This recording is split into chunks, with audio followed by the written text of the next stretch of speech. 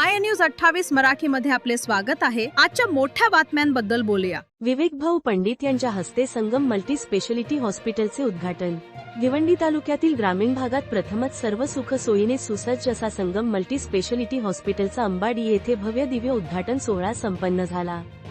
सदर उद्घाटन सोहळा विवेक भाऊ पंडित यांच्या हस्ते पार पडला।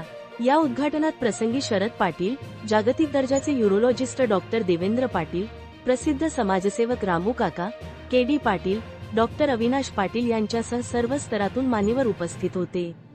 सदर रुग्णालय हे प्रसिद्ध उद्योजक मधुकर पाटील यांचा मुलगा डॉक्टर गौतम पाटील व सून डॉक्टर दामिनी पाटील यांनी अंबाडी नाका येथे सुरू केले आहे।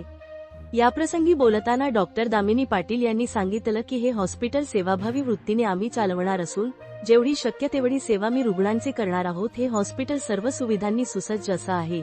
ग्रामीण भागातील जनतेला याचा नक्कीच फायदा होईल असं त्यांनी आपलं मनोगत व्यक्त करताना सांगितलं।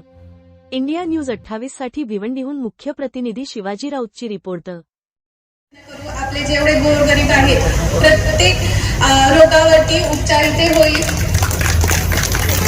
आपण आता पुढील 7 दिवस काम ठेवणार आहोत। प्लीज जेवढी लोकांना जेवढा लाभ घेता येईल तेवढा या बघा हॉस्पिटल आणि आमच्याकडनं जेवढी आम्हाला सेवा करता येईल आम्ही कसं हे करतोय तेवढं हे बघून घ्या आणि त्या गोष्टीचा लाभ घ्या।